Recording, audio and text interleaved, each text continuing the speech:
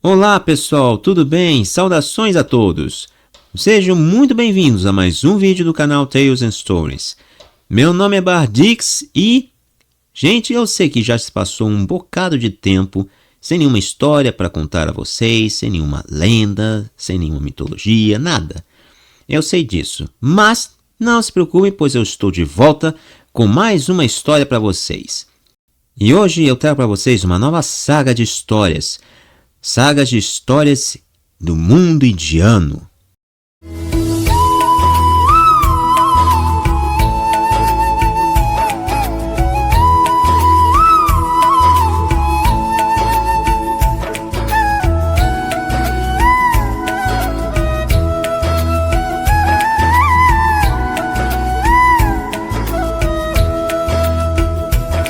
कौन कहते हैं भगवान खाते नहीं. É isso mesmo, mundo da Índia. E antes de eu começar a contar para vocês essa história do mundo indiano, só vou passar algumas informações, algumas curiosidades sobre este mundo maravilhoso, cheio de riquezas culturais. Então, para começar, Índia, ou então Bharat, é um nome derivado da palavra sânscrita Sindhu, que significa rio. A Índia é um país da Ásia Meridional e ela é conhecida não apenas por ser o país mais populoso do mundo. Sim, bem populoso, mas também por ser o lar da civilização do Vale do Indo, das rotas comerciais, dos vastos impérios e por sua riqueza de tradições e culturas. A Índia é também conhecida pela sua religião, chamada de hinduísmo, que possui mais de deuses, sendo que apenas 33 deles são os mais populares, mais conhecidos, como Brahma, Vishnu, Shiva, Devi, Krishna, Lakshmi, Ganesha e etc. A Índia também é conhecida pela sua arte nas construções de templos e castelos, nas suas roupas de seda, chifão e crepe, e nas suas belas danças tradicionais, como Bharatanatyam, Mohiniyattam, Kathakali e entre outras. E outra coisa, a Índia já teve, muitos anos atrás, lendários guerreiros que marcaram a sua história no país, e até hoje eles são bem lembrados através de escritas e de esculturas. Então, sem mais delongas, vamos começar essa história. Sentem-se, relaxem e aproveitem a história de hoje.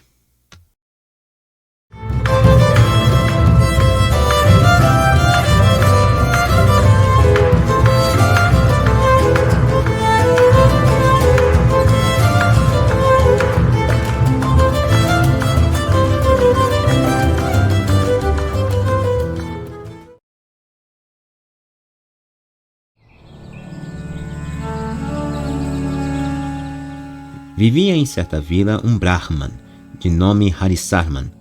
Ele era pobre, tolo e um mau exemplo para seguir. Tinha muitos filhos que, sendo vidas em formação, podiam desenvolver os mesmos frutos, resultado de seu pernicioso procedimento. Ele perambulava com sua família sempre esmolando até que, certo dia, chegou a uma cidade onde entrou para os serviços de um rico senhor, de nome Sthuladatta. Seus filhos tornaram-se empregados de Sthuladatta, guardavam vacas e outras propriedades. Sua esposa tornou-se uma criada da casa e ele realizava serviços variados. Por ocasião do casamento da filha de Sthuladatta, houve uma festa em que compareceram muitos convidados, amigos do noivo e dos pais da noiva. Harisarman esperava merecer satisfazer sua gula com os doces, carnes e todas as finas iguarias da festa. Esperava também conseguir o mesmo tratamento para a família na casa do seu senhor. Estava ansioso para ser servido, porém ninguém lhe dava atenção. Ficou aborrecido por não conseguir nada para comer e disse para sua esposa à noite: "Deve ser a minha pobreza e estupidez o tratamento desrespeitoso que recebo aqui. Por isso eu vou fingir por meio de um artifício possuir conhecimentos mágicos.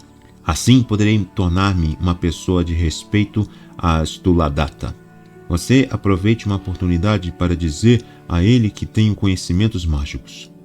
Depois de pensar muito no assunto, aproveitou um momento em que as pessoas estavam adormecidas, levou o cavalo do noivo e o escondeu em um lugar afastado da casa.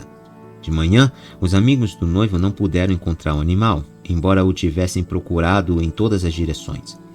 Sthuladatta estava aflito com esse mau presságio e diligenciava meios que pudessem levar aos ladrões. A esposa de Harisarman aproximou-se dele e disse: Meu marido é um homem sábio, perito em astrologia e ciências mágicas. Ele pode descobrir onde está o cavalo e trazê-lo de volta. Mas eu deveria pedi-lo a ele. Ao ouvir essa nova, Sthuladatta mandou chamar Harisarman, que disse: Ontem eu fui completamente esquecido, mas hoje, porque o cavalo foi roubado, lembram na mesma hora de mim. Sthuladatta amenizou a mágoa do Brahman com estas palavras: Se te esqueci, perdoe-me. Logo depois pediu-lhe que informasse quem tinha levado o cavalo. Harisarman desenhou todo tipo de figuras com que fingia estar no exercício de suas habilidades. Por fim disse: Os ladrões deixaram o cavalo no extremo sul deste lugar. Está escondido lá. E convém ir buscá-lo imediatamente, antes que seja levado para longe. Louvaram o discernimento de Harisarman, que passou a ser honrado por Sthuladatta e por todos como um homem sábio. Ele agora vivia feliz e honrado como queria. Os dias foram passando e, certa ocasião, um tesouro em ouro e joias foi roubado do palácio do rei. Harisarman, em virtude de sua reputação de homem possuidor de conhecimentos mágicos, foi chamado pelo rei. Ele tentou ganhar tempo dizendo: Amanhã terei a solução desse caso. O rei o instalou em um quarto do palácio e mandou vigiá-lo. Harisarman sentiu-se pesaroso por ter fingido ser um homem de saber. No palácio havia uma criada de nome Jirva, cujo significado é língua. Tinha sido ela que, com a ajuda do irmão, furtara as joias. Conhecendo que Harisarman fora chamado, ficou alarmada e à noite foi espreitar a porta do Brahman a fim de ver se descobria alguma coisa. Harisarman estava só e censurava naquele momento sua própria língua. Ah, língua, o que fez você, atiçada pela ganância? Perversa, em breve receberá a punição pelo seu erro.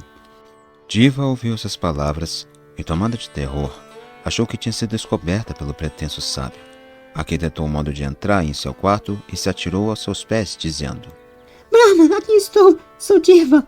O senhor descobriu que sou a ladra de tesouro e que depois de tê-lo roubado, o enterrei no jardim atrás do palácio, sob uma romanceira. Poupe-me, por favor, e receberá uma parte do ouro que agora é meu. Harisarman disse-lhe orgulhosamente: Afaste-se daqui.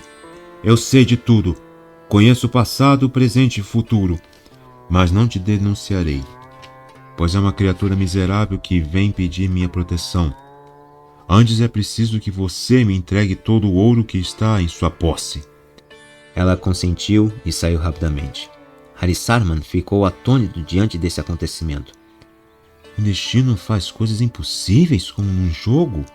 Pois quem, tendo uma calamidade tão próxima diante de si, poderia pensar em uma oportunidade de escapar dela com sucesso?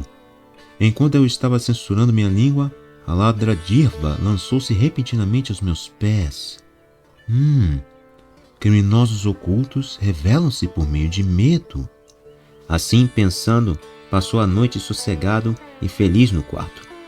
Pela manhã, ostentando uma habilidosa pompa com que fingia possuir grandes conhecimentos, ele conduziu o rei pelo jardim e mostrou-lhe o lugar sob a romanceira onde estava enterrado o tesouro. Disse ao rei que o ladrão tinha conseguido fugir, levando parte das joias.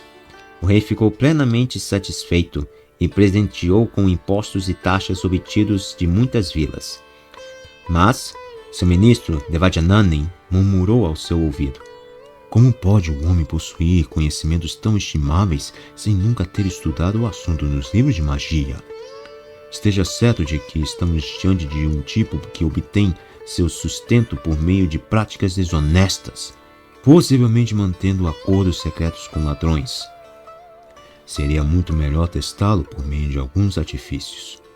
O rei, por sua própria iniciativa, trouxe um jarro coberto, no qual tinha sido lançado uma rã, e disse a Harisarman: Brahman, Se você puder adivinhar o que há nesse jarro, receberá hoje de mim uma grande honra.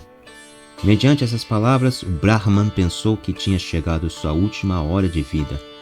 Mas veio-lhe à mente o apelido de Ranzinha, com que o pai o chamava na infância, e, conduzido pela sorte, chamou a si mesmo com esse antigo apelido enquanto lamentava seu duro destino. Esse é verdadeiramente um perfeito jarro para você, Ranzinha. Em breve ele se tornará o destruidor do seu próprio desamparo. O povo presente irrompeu em grandes exclamações mediante as exatas palavras de Harisarman a respeito da pergunta do rei. O murmúrio foi geral. De fato, é um grande conhecedor. Sabe até mesmo que no jarro há uma rã. O rei, pensando que as palavras acertadas de Harisarman provinham de um conhecimento divino, sentiu-se intensamente enlevado. Deu a ele os impostos arrecadados de mais outras vilas, ouro e mais taxas e rendas de todo tipo. E assim, Harisarman prosperou no mundo todo na Índia. Eis aqui a pergunta que eu deixo a vocês no fim dessa história. O que aprenderam com esta história no mundo indiano? Até a próxima história no canal Tales and Stories.